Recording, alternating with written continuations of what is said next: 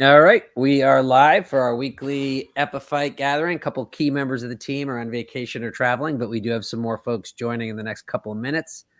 My name's Chris Neidel. I'm in Austin, Texas. I'm a co-founder of Open Air and the impact director for Rethinking Removals, and I've been involved in the Epiphyte project from the very beginnings. For the few people who I see are looking at the stream, if you're new, I'll go ahead and drop again our digital deck for the project in the comments section there, as you can see. And that gives you pretty much all the information you need in terms of where we are right now, the background of the project, and what we're trying to do over the next 2 months to get it to the next version. And again, Epiphyte, if you're truly new, is a open source direct air capture device that this team has been working on for many, many months. We built our first prototype of it at the University of Pennsylvania at the end of last year. Through that, we discovered some immediate things we want to optimize for or change in order to get the prototype to a more working sort of state. And so what we're doing right now is we're kind of going over those one by one these weeks and trying to make those changes. So again, we'll have a couple more people join us. Got our team here. I don't know if Christina, she sometimes is a fly on the wall, but a very productive fly on the wall. So if she can't hear us, I'm sure she's listening. But we also have Tim and Jochen. So hey guys, how you doing? Hey, yeah, good. Thanks. All right, cool. Good. So we're gonna have Sendilia on in a second as well. He's just getting his class photos taken at UPenn, but he said he'll be about 10 minutes late. So Sendilia is a engineer wrapping up his master's at UPenn. And he's going to implement some of the changes that we've already agreed to over the last few weeks, hopefully within the next week or two. So some updates from last week. The first order of business for us was to, not from last week, but from this year, is that changing our sorbent. So we're moving on from the zeolite and we're going to the Luitit. So we've had some conversations about that in the stream before. I went ahead and ordered those and sent them to University of Pennsylvania. So they ship tomorrow from Wisconsin. So I'd imagine they'll probably be there by early next week. And I just got double, triple confirmation from Seth, who hopefully will join, about the upgraded sensors. So he's finally confirmed, yes, we need 2 of these and 2 of those. And so I'm ordering those today, and those will take about 4 days to arrive. So any questions on that laundry list that I just went over or no? Okay, cool. Well, when Sendilia gets on, we're going to, again, kind of talk him through. He's very heroically stepped up to kind of make these changes with our guidance. And so we'll try to see what questions he has at this point. Unfortunately, because David and Ling are traveling today, we don't have them on to kind of really talk brass tacks about that. But we can certainly, there's plenty of chatter going on our Discord to help him along.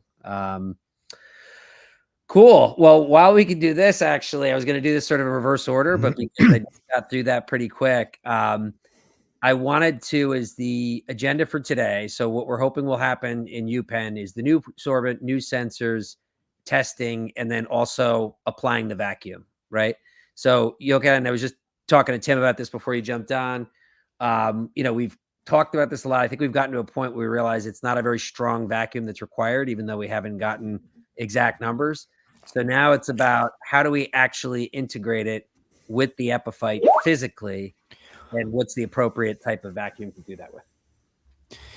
Yeah, I've seen. I've caught up on the last 2 streams that you kindly shared with me. I think I'm still missing last week's, but yeah, I saw those questions. Well, firstly, as I said, I think it's not a very strong vacuum. I've not checked the technical sheet for the sorbents, but I would imagine somewhere in the area of 0.01 or so bar would almost be sufficient, somewhere in that area. So it needs a very basic vacuum pump, and then it's a question of what volume is there. That's why I shared these links in terms of the dimensions of a possible vacuum pump. And the nice thing about this is in terms of air tightness, from what I remember, rubber seals are normally good enough for that. So there's no need for copper seals also. Also, you have no temperature requirement also to that extent. Normally, if you go to 100 degrees or something, then copper would be nice. But since the vacuum part doesn't see those temperatures, I think it's not a problem. Okay. Yeah, I think that's right. I mean, hopefully that pump will have like standard KF fittings, which would just like Viton O-rings. It'll make it life a lot easier for everyone. In terms of like the vacuum, it's true that it's not high vacuum, but it's worth remembering that when you talk about these levels, you're kind of really talking in orders of magnitude. So from a mechanical standpoint, if you put that pump on, then you are essentially, when you're thinking about applying the external pressure on the evacuated system, you're essentially getting the full thing. So if you go down to 0.01 bar, which is 1%, then you've got 99% of the atmospheric load on your vessel, or whatever you're doing that's supporting the vacuum. So I think we need to, the question is this going to be a destructive test when you try and pull a vacuum on the system? Well, there's destructive and then there's destructive, right? So right. I think, like, to a certain degree, we obviously, and you guys just need to tell me with your calculators and your best informed guess, we don't want anything catastrophic to happen that would be dangerous. Okay, that goes without saying, right? But the other part is, if we test it and this is the vacuum that we need in order for it to work, if it does start to bend or there's some damage or something like that, then it's answered another question for us in terms of us needing to upgrade the chamber. So that's my thinking. So I mean, in general, you're going to have an implosion, which is less dangerous, obviously, than an explosion. Yeah. So I think probably two things. First is this isn't going to. We're probably going to quickly discover that there's an awful lot of holes, and that there isn't actually, the whole kind of main structure where the sorbent's kept isn't actually sealed well at all. So all that pump is going to be doing is just pulling air in. So it might be quite hard to get vacuum pulled on it anyway. So I think I don't know if anyone. I haven't looked at it in terms of knowing. I think that the critical part on that is obviously those kind of conical shaped parts that connect the fan up to the rest of the structure, and just looking at what the sheet thickness is for the steel on that, and then we should be able to get an idea pretty quickly on whether or not that will support. From what I remember, it's standard HVAC stuff, so I would imagine that the material thickness is of a decent kind of size, so I would not necessarily have a problem trying it. But as you say, I think where you have the two conical shapes meeting both the sorbent panel and on the other side the fans, that's obviously an area I would doubt if there has been a lot of effort on making them airtight with rubber seals or so.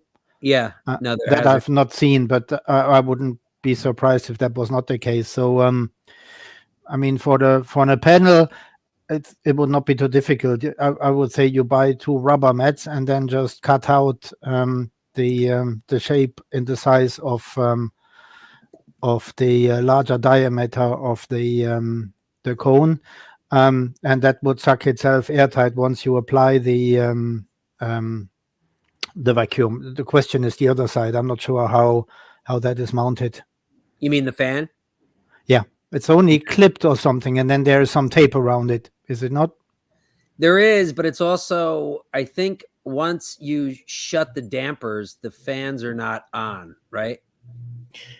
Right, but those, but also I was wondering, those dampers, is how well do they seal around the do they have like a rubber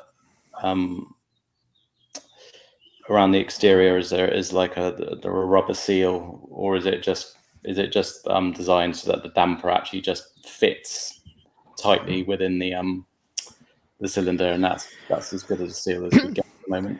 Yeah. Well, I was thinking if we could, so just for folks who are looking at, you can take a look at the middle, the square part of the box that's surrounded by the two cones. Can you guys, if I move my screen, can you see my little thing moving around, or does that Yep. Okay, great. So this is the part that is the sorbent panel that has the sorbent box and the heating in it. The problem is, you can even see it a little bit from this image, is that when they pushed it in, it kind of bent it a little bit, right? And even under the best of circumstances, there's going to be seams here anyway.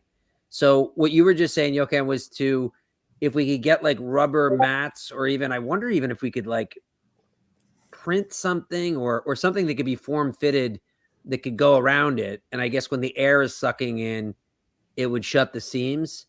And we might even do something a little cruder where we could put a clip, you know, or a what do they call it? A vise or something to even shut it a little bit, just for the purposes of testing. Yeah. So I hope we could do that. The easiest and cheapest thing to do is actually to buy some silicone sheet. Okay. That should be pretty cheap, and then you can cut that, you know, easily with a with like a craft knife or something, you know, something, and then you could basically cut a you know, a piece that would sit inside that seal around the edge of the square, and then a couple of like cheap vices on each corner could probably do the job. Okay. So any kind of silicone sheet, I guess, would be, if we look that up. Well, hang on, I'll look at some. I can find something on McMaster right now. Okay, so with Sendelia, we'll work that out. I was listening to the one recording where it said the sensors we have, or the new ones, they are also able to measure the pressure, right? Yeah. Exactly. Yeah, that's important, because otherwise you'll not be able to find out how airtight you are. Yeah, exactly. Very good point.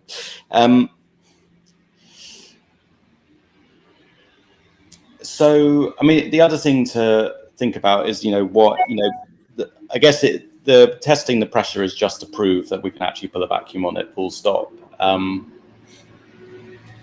But also, you know, our ability to actually measure what CO2 is coming off is going to be more complicated, because at the moment we're configured that the sensors are actually basically at the entrance and the exit, right, of the airflow.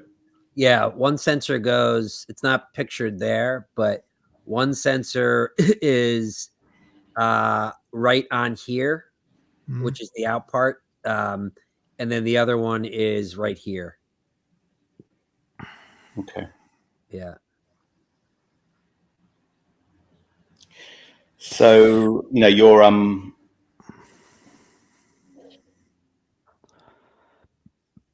if you just start pulling a vacuum right before you start heating it up, you might in principle just be pulling all the CO2 directly down through your vacuum hose, and it, you know, there's a good chance of not, well, two things. One is that you're going to be, you know, there's not very necessary much of it will ever go anywhere near the CO2 sensor, but also because you're pulling a vacuum, you're changing the relative amount of CO2. And so we need to just check whether or not the sensor is sensitive enough to actually be able to detect that.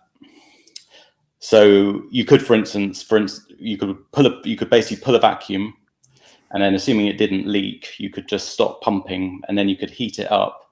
That would release the CO2 inside that volume, and then we could measure that, and then we could continue extracting it, and then, you know, ultimately it would get pumped and stored somewhere.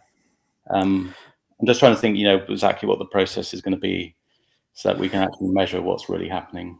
Yeah, I mean, the foolproof version would to buy a manual dial that measures the pressure, and then drill a hole in one of these cones, seal it with rubber seals, and screw it in, and then you would at least have a mechanical way of measuring the vacuum without relying on sensitive sensors.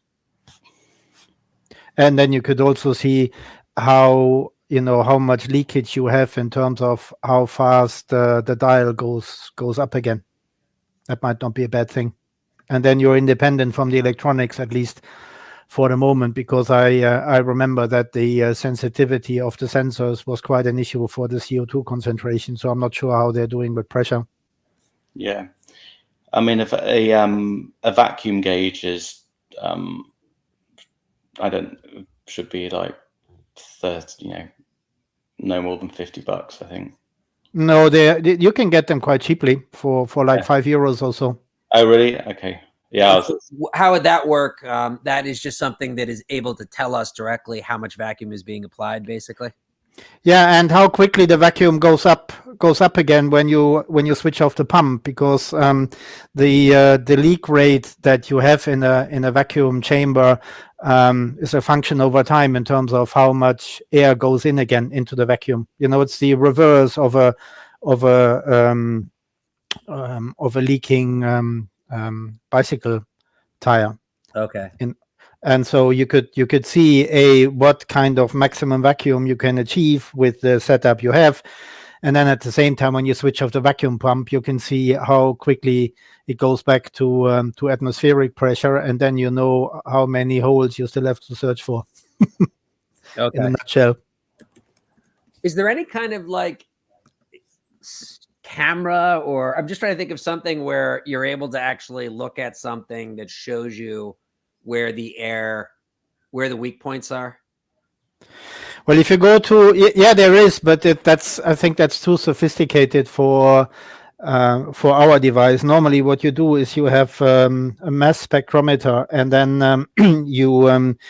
you go through all the seams of a vacuum chamber with helium, because it's such a small gas, and then that spectrometer tells you where there's a leakage and gives you a sound and an indication, and then you know that that's where you have to look and seal it again. But I think for our purposes, we're a bit too crude for that, and it's too expensive anyway. Yeah, well, I mean, so typically an easier way of doing it actually is you can just use some soap solution. Yeah, Tim, I was about to say that, just spray it with soapy water. Yeah, and then you very, very partially pressurize the system, and then you'll basically see you'll see bubbles forming in the soap solution where the air is leaking back out, and that's usually. To that point too, I mean, you could also, I think, draw a negative vacuum and still be fine. I think it might be difficult if you build a system for positive pressure or negative pressure. It's not a super guarantee that it'll handle positive pressure.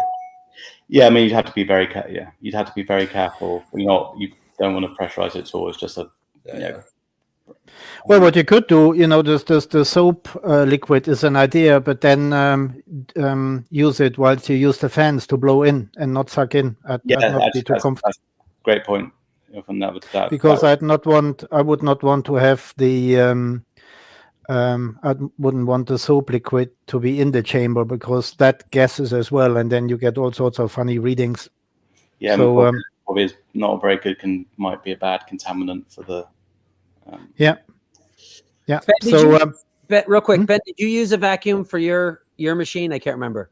No, I mean that was something that, since we custom welded most of it, we were like, there's no way under God's great sun that we're gonna aluminum weld something together that's gonna be super airtight for a vacuum. But no, that was a huge problem. We were working with an amine based sorbent, and any amine based sorbent's gonna degrade over time. Like what's the commercial one that we were looking at? Epiphyte. Luitit. That stuff will degrade over time and it'll degrade regardless of, you can't pull a perfect vacuum. You're not going to be able to get all the oxygen out of there. It's going to degrade slowly, but you can minimize that degradation. And I mean, we just did not have the time or functionality to do that. Yeah, definitely. It's not an easy thing, but it's a really cool project to try and airtight something, but it's also infuriating. It's frustrating. Yeah. Well, we were just, Ben, before you jumped on, we were just talking about, getting some silicone sheets and kind of fitting it over the seams, and then using clamps, again, good enough just to make it better so that we can find out. If we have to totally change the design, of the chamber, then so be it. But right now, in order for us to be able to at least test the, the vacuum and the new sorbent and the sensors, will I think it could even be interesting to try and, I don't know, put some amount of like we can buy smoke from somewhere and try and run the vacuum on it and just see visibly where smoke is getting pulled into it. That's a bit of a half-baked idea, but I mean, if we know for a fact that it's like where the air dampers are, then it's like, okay, like, is that, sorry, and this is maybe something I'm not super aware of. Are we still using air dampers on the front end and the back end for the kind of sealant? Yeah. And there's, in my head, there's no way those are super airtight, but I'm super willing to be challenged on that. They probably are. We have it listed as one of our things in the deck that we are going to want to look for more airtight dampers. So that's just a matter of looking at the specs of different options and swapping them out. Or and the thing is, like, I mean, like at that big size, finding something that's going to make an airtight seal like that, in our experience, was pretty difficult for it to not be insanely heavy, insanely pricey. Because you got like butterfly valves, you got ball valves, and if you do either of those, it's a big old hoss that you're putting on that. How similar is the current design to the original design from Octavia? There's a family resemblance, but it's quite different, actually. I mean, I would just wanted, I think I was just asking, just by if it was particularly similar and we know that they definitely pull the vacuum on it, then we can be reasonably confident that we're not going to have a problem. Yeah, from a structural standpoint. I blanked on doing that last week, but I'm actually going to invite the Octavia guys next week to see if they want to come. What I'm hoping is we can get to a point where all the materials are in Sandelia's hand in Philadelphia, and maybe even next Monday have him stream in from the lab, so we can at least look at close up, start to kick the tires a little bit on a few things. Maybe even, who the hell knows, we could even try to walk him through swapping out the sorbent right then, and then the following week maybe we'll have the sensors up by then. All right, well, let's see what happens with we'll start with we'll worry about the dampers. We'll see how they perform and then think about what we have to change. Real quick here, I just see we got Tom and Charles have joined. Tom and Charles, you guys got microphone? Yes. Hello. How are y'all? Hey, what's going on? Are you Charles from UT? Yes, sir. Yes. Hey, fantastic. All right. So some folks have known that we've talked about, once we resolve these issues and we feel like we are updating the design, we want to then build at least one, but preferably multiple new systems, Epiphyte systems this summer. Mm-hmm. I've been sort of very eager to build one here at UT in Austin, where I'm located, and there's an amazing club of undergrads, the Negative Emissions Club at Austin, which Charles and Tom are a part of. So we can raise the money for that. But great to have you guys here. You guys want to just quickly introduce yourselves? Sure. Yeah, sure. I'm Tommy, Thomas. Any of those work? And then this is Charles or Chaz, either one. Yeah, we're both co-heads of the DAC team at the Negative Emissions Technology Club here at UT Austin. We previously have worked on a few DAC machines. We helped Ben with the recent Carbon Farmer information and stuff like that. And that was a lot of fun. That was really good. We have some really, really passionate students that are also on the lower undergraduate end, so they're going to be here for a while. They're trapped with us for a long time. So we've got some really smart and passionate students that really are excited about a lot of carbon capture stuff. We recently showed them, we went through the Epiphyte brochure page, and they were really excited about it. It was a really positive response. We really wanted to make sure that they were on board with the idea too, and they seem really excited about it. So it bodes well for sure. All right. Yeah, I'm going to keep pushing. I'd love to do that here. It'd be fantastic. And again, we can scrape together some bucks to cover the cost as long as we can get a lab space. And I'll just say two other things that are cool about UT. is Ben. You shared the contact information. I haven't reached out yet to him. I think he's a chemical engineer who's synthesized Will. MOF. So Yes. I'll reach out to him. And then the other one that's really cool is UT is one of the top 3 ranked labs for 3D printing and additive manufacturing, and they have this like insane lab there for all variety of different kinds of 3D printing. So when we get a little further along, I do want to connect with those folks there and say, get their analysis potentially of what components of what we're working on might be able to be 3D printed. So anyway, it's a huge university with enormous amounts of research and facilities and a lot of great people there. So awesome to have you guys, Tommy and Chaz. Excited to work on this video. Go ahead, Jochen. No, that's you're right. That is really cool. Will is super cool. The sorbent he's working on right now is a fizzy sorbent. I don't know how much you know about it. It's a chemistry sorbent? Whatever. But it's a lot more stable is the big thing compared to like other ones. And he seems really excited about it. It's not too expensive. He's been synthesizing over the past few weeks, and he's giving us a lot of good positive things. So definitely reach out to him. He's a really good guy. Yeah, I'll try to get him on for next week. I'll copy you guys then. Also, in terms of that 3D printing thing, I don't know if you know this, but it's open to all students, all UT students. So we already have people trained in like the machine shop and some of the 3D printing stuff. So we already have access to that for free as part of the team, or based next to free. So Cool. Fantastic. Really cool. I like that.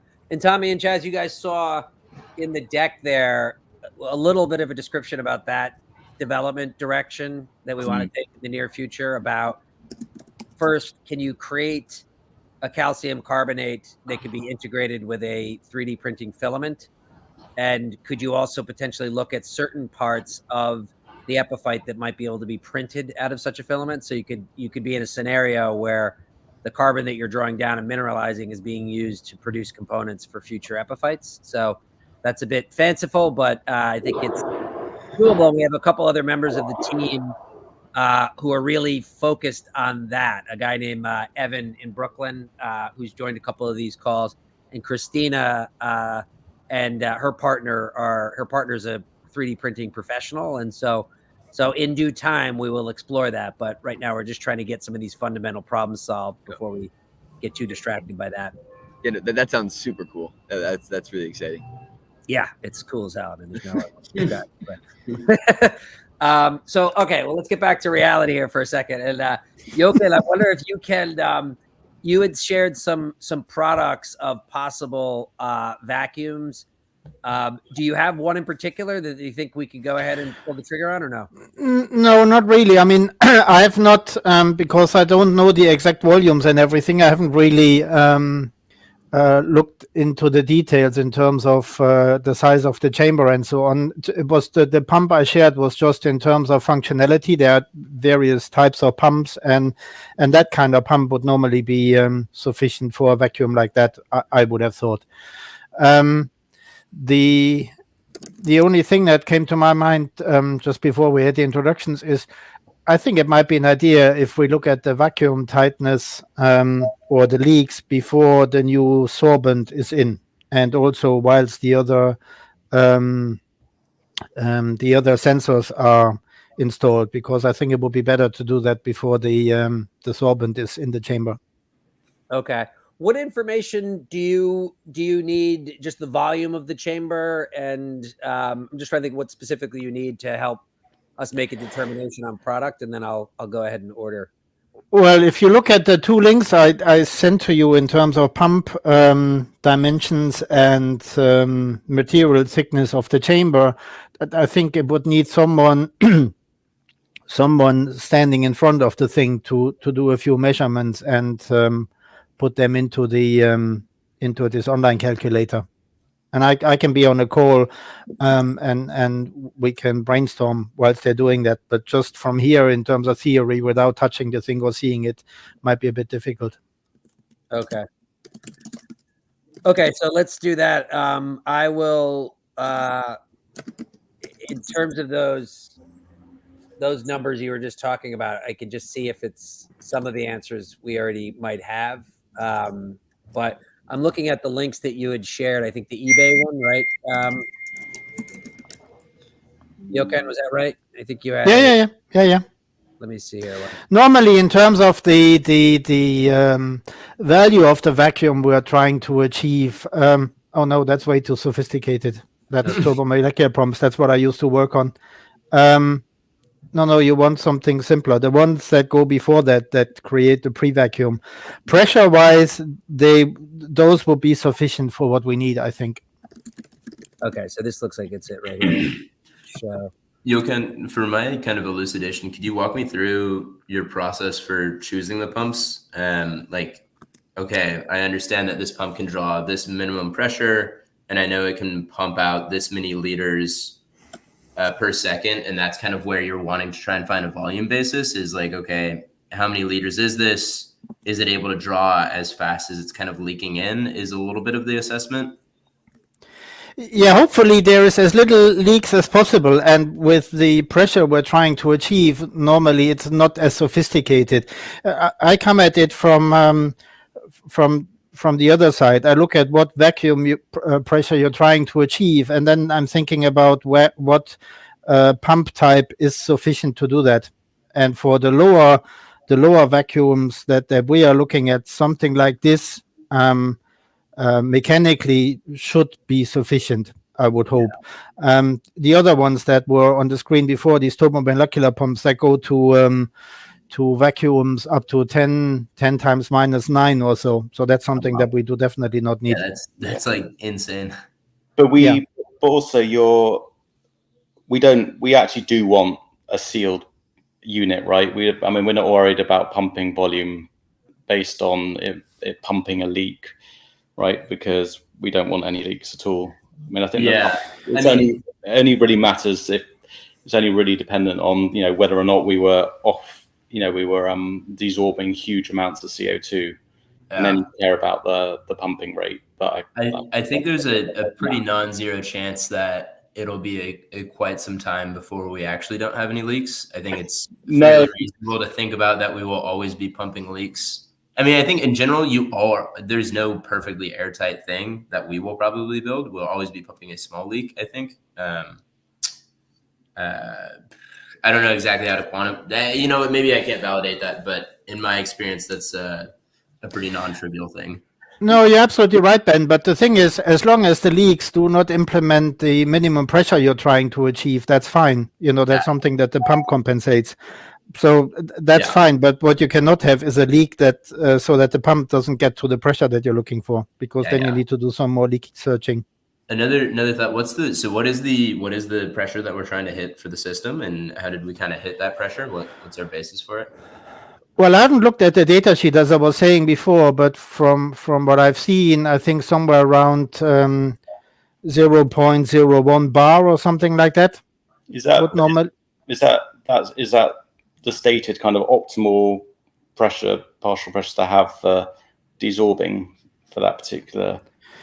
No, it was just something I picked up on some of the papers and stuff I read on swing adsorption. It might be lower, then we may have to look for a larger pump or something. Yeah, I'd be curious on that. I think part of why our system just desorbed in ambient atmosphere, and that works well enough just because your partial pressure of CO2 is still 0.0004 bar or whatever it is. So around there, right? Like 0.04%. The difficulty when you draw a vacuum, you're going to have a relative partial pressure of CO2 that's far higher than ambient atmosphere. And so you have to have like a really low pressure to be able to pull all of that off, because it's almost all CO2. So when you look at your isotherms, having a pure stream of CO2, the TLDR on this is when you're trying to pull a pure stream of CO2 off, it's far more difficult because it does not want to desorb, because there is a high partial pressure of CO2, because that's the only thing in the gas stream. So I'd be curious to see what we determine our working capacity is based on these pressures. I think that's a good first analysis for us. Is that Tim? You got a face. I'm sorry. Sorry, my face. Well, I get good face.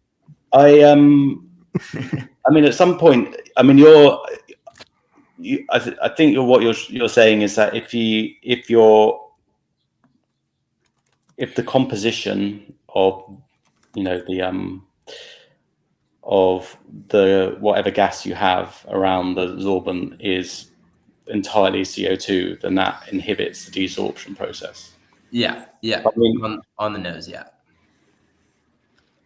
It must be, but it must be linked to the actual absolute pressure as well. Yeah. Right. The partial pressure is just the absolute pressure times the percentage composition of that particular gas. And so normally you go for it. Shoot, Tim. Keep going. No, I'm saying that even if it was 100%, but once you get sufficient low pressures, it shouldn't be a problem at all. Yeah. No, that's exactly Okay. Right. Right. It's just you will. I mean, yeah. We can figure out. Okay, what's our trade-offs? And I mean, this is something that we wanted to do, was be like, okay, what is our trade-off to pump from like 1 ATM to 0.5 ATM? Not a ton of energy. To pump from 0.5 ATM to 0.1 ATM, there's more pumping that's kind of required to maintain that kind of vacuum. What's the trade-off in the amount of energy that you have to put in to get a good working capacity? And that becomes a pretty like nasty optimization problem. I've never tried to put that into words or math. But I think there's a trade-off there, obviously, and it'd be interesting to try and quantify that. I think we should have a go at it. The other thing is just reminding, why are we doing this pumping at all? And if it's ultimately to have like a full end-to-end DAC system where we're actually, ultimately, storing the CO2, we basically, if we've got loads of leaks, right, we're always going to have contaminated. We're not going to ever have a pure CO2 stream, right? It's speed too, isn't it? Though, doesn't it just it accelerates the rate of desorption, so it allows you to move on to your next cycle? Yeah, I think that's the main. Yeah, my understanding was that's the main reason to do it. I mean, you obviously need to get that CO2 out of the chamber and do something. I think I might even. I don't know. I don't think I have a real firm take that the kinetics are truly that much magnitude higher when we run a pressure on it. I think our main benefit is again, I'm super willing to get pushback on this, but I think the main benefit is trying to have just a pure stream of CO2. And if our use case doesn't care about having a pure stream of CO2, you can desorb an ambient atmosphere. Again, given that we're not using an amine that's going to degrade in that atmosphere. That's the other case, is trying to get oxygen out of that environment when you heat it up so that it doesn't degrade the sorbent. Yeah, I mean, Ben, you've probably got a lot more insight into this because you've looked at the numbers, but I'm guessing a lot of the kind of literature always considers partial pressures, CO2 concentrations are a lot higher and probably not under vacuum, right? Like flue gases or so, you mean? Say again? Yeah, exactly. So I'm wondering if there's not actually a huge amount of data that tells you kind of how much faster the off-gassing rates, are under. Oh yeah, I mean, for decreasing the pressure, I think as long as you are achieving, the pressure is doing very little of the swing for us, right? Like, this is mostly a temperature swing with a little bit of assistance from a pressure swing. The pressure mainly helps you to get the oxygen out, and it mainly helps you to get a pure stream of CO2 at the end of the day. Yeah, that's what I think too. Yeah. And so as long as your time of desorption is mediated for the most part on how quick you can get to that desorption temperature. And then just the same as pulling a vacuum on it, just flow air over it and you'll be able to desorb it as long as you're at that temperature. I say that like it's really simple and obvious. The kinetics of it are, something that we were less concerned about, because it was like, hey, like, we're just working on trying to get a working capacity that does something first, and then like make it fast, optimize it, sure. But my intuition is that, and that's what we looked at first. We're like, do we care about having a pure stream of CO2? Our answer was no. So we were like, it's going to be really hard for us to do pressure. Let's just skip it. We're going to degrade our sorbent. We'll just run with that. Yeah. It's important. I think it's a great clarification on like what we're doing. Just another question I was curious about was like, is about like dwell times. So, once you get up to a high temperature, do you need to sit there to, for a prolonged period of time to drive off all the CO2? Yeah. Or can you, basically by the time you've warmed it all up and hit some kind of limiting temperature, you're kind of guaranteed that you've driven off, pretty high fraction. I don't think this would take us super long to test some of these questions in literature. But no, I mean, Tim, I don't know. I honestly don't know, because we never got to a point where we were consistently running the system with sensors that were giving us information that we thought was valid enough. And so, yeah, no, I mean, I think we can probably look to literature for that to look at what those desorption times look like. I actually have looked at some of that literature before. Let me see if I can dig at some of that. I don't have the. Hey, Ben, can I ask you a question too, just about the sorbent that we're using? And a lot of it, it was recommended to us already, and then you went over it and gave us good information on your analysis, and it seemed like the next best option for us.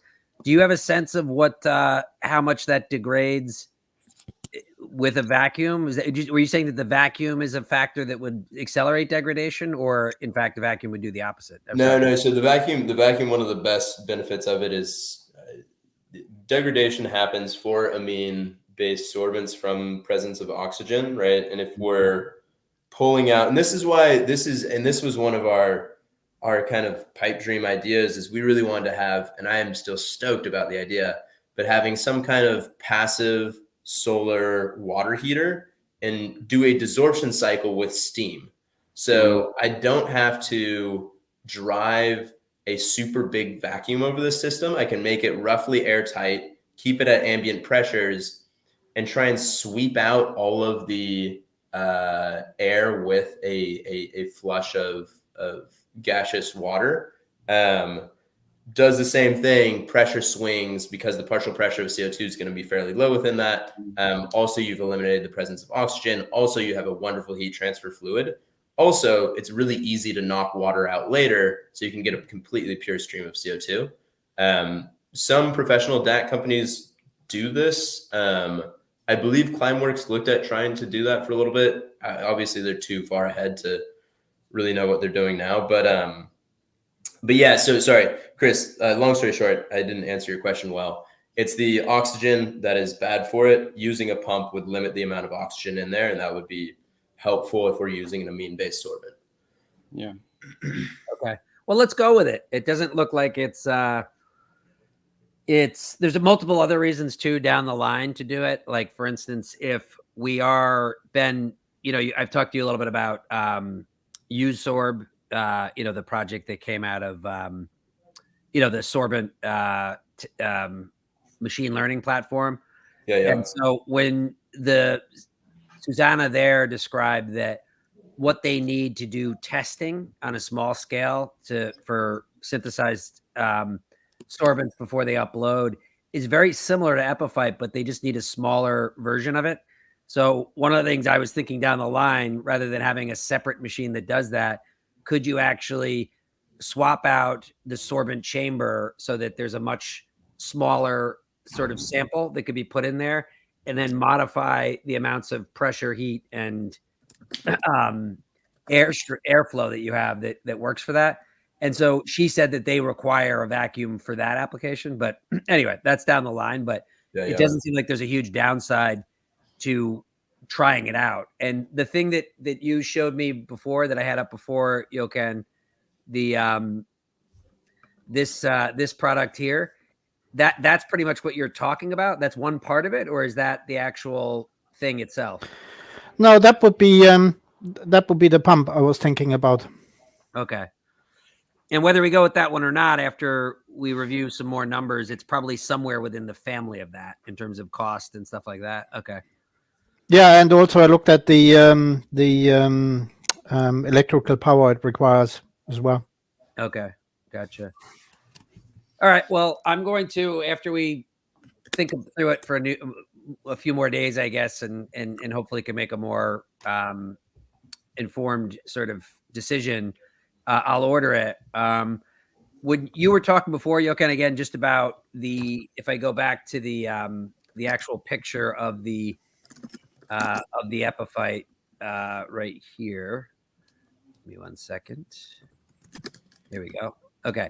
So with this here again, were you thinking that it would be right? You would sort of, where would you sort of put that, make that in opening that we would then seal with an O-ring or whatever? Would it just go here with a tube, or on the other side? Yeah, it's a good question. I mean, in some of the very early calls, I had some questions about what actually happens to the sorbent. Where is it most saturated, and where does the CO2 then go to when you regenerate? So at the moment, I'm not quite sure what the best side is, whether it's the front or the back side. It'd probably be this side if it was either side, but could it also be here? That's right parallel to the actual sorbent chamber, but this is presumably where the CO2, once the dampers are sealed, the CO2 will come off either sides, won't it? Because wherever they're. Yeah, no, I was, what is still going on in my head, if you look at the sorbent panel, and it's still relatively small. So to me, that one, the surface of the sorbent is not optimized as far as I'm concerned. You would normally want a very slim, large surface, not a thick, small one. And so I don't know whether the backside of that sorbent panel actually sees any CO2. Interesting. I mean, what I think might work, I think maybe what you're saying, Chris, would work if you put a connection on each side and then had like a T fitting, and then you could pump basically both sides at the same time. Would probably be what you'd want to do, and then you wouldn't have to worry. Okay, that's a good point. Yeah. Okay, we could try that. Yeah, and for this is another thing that we do have on our list of optimizations, is that rather than just like a cereal bowl dumping in everything here, is that could there be some kind of a structure that we add to it that creates space but still allows us to get a lot of sorbent in there so that air could flow through it rather than it needs to be thin. The layer needs to be thin, I believe, and as large as possible in order to capture as much CO2 as possible. But my point is, if these are the two sides, if the CO2 comes in on this side and at some point the sorbent is saturated on this side, but no CO2 goes to that side. If you then apply the vacuum to this side to suck out the CO2, then you're missing the big part of the CO2 on that side. And that's what I'm thinking about. So what you were saying, Tim, is if you put the connection point for the vacuum here, and there's some piece that's like a T that basically has one whatever. So you put connections on both sides. Oh, okay. And then it would connect out here into one thing. And then into a T, and then a T goes to the vacuum pump. Okay. All right. Cool. No, I mean, yeah. Yeah, I think that's fair. I think also just as few holes as possible is when possible is always really nice. Plugging holes is an endless task. Yeah. That's why I'm thinking if you did it on this, then it wouldn't. I don't know. Again, I'm not the engineer. I'll let others think about that. But agreed that we don't want to have a lot of holes. So if we could, Chris, you're absolutely a de facto engineer, my man. Clearly. Yeah. So cool. Okay. All right. Well, we will. Jochen, I'll connect with you and Sandelia on that and just see if we can get a little bit closer. And then I guess we need that thing that we order. Will it likely come with? We have to order the other parts, like the actual tube, I guess, and the T piece that you're talking about. And we can go from there. Okay. Yeah, we can have a separate call on that if you like. And as I said, if someone stands in front of the thing and we can do some measuring or so, that might be beneficial. Okay. Yeah, that's the point of Sandelia being there. And also maybe opening up, looking at the dampers in more detail, or I don't know. Because at the moment, I've got no idea how this is sealed or not. Rather not, I think. Yeah.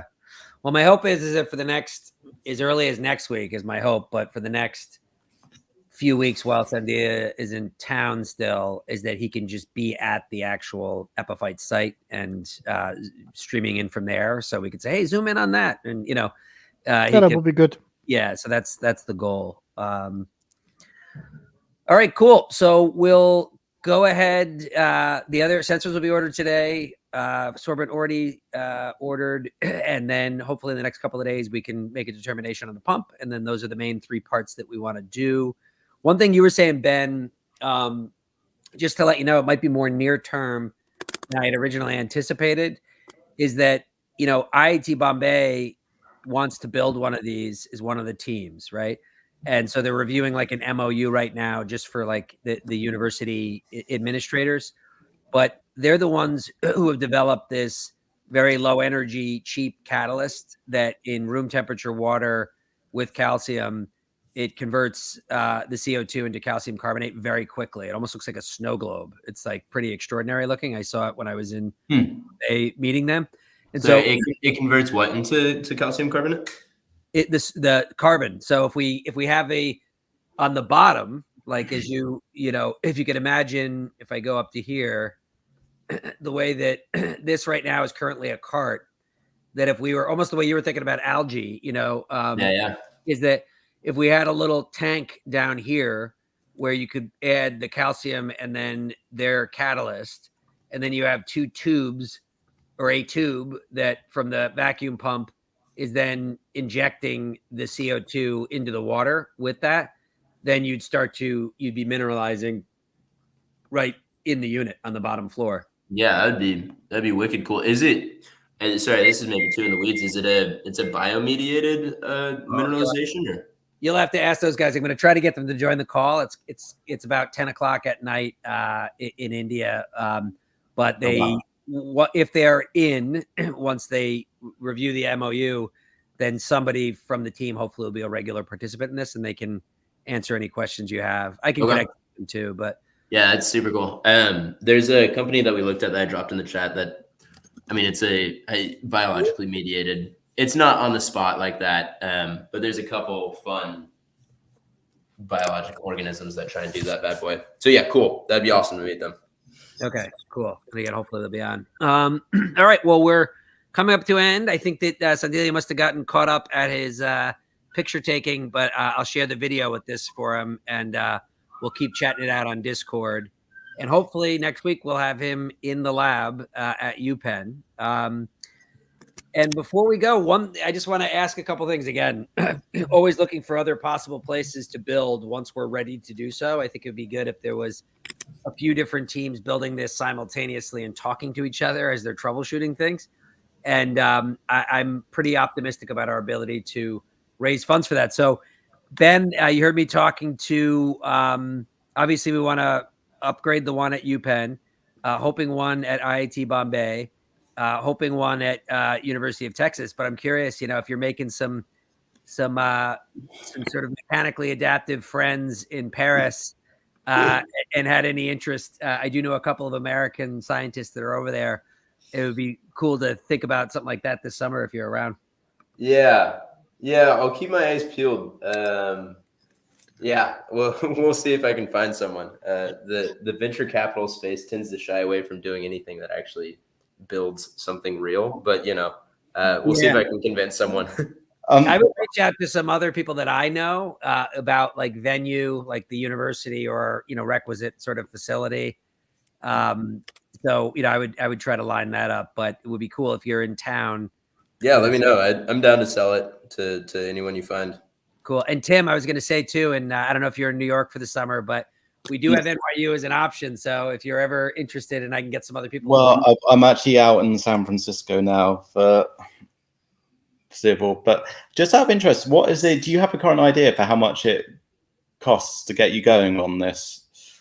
What the current? Yeah, it's about the sorbent that we just got is definitely more expensive. It's about 5 times more expensive by volume, but even that, you know, was $600. Right. So we're looking at about $3,500 to $4,000. Right. Okay.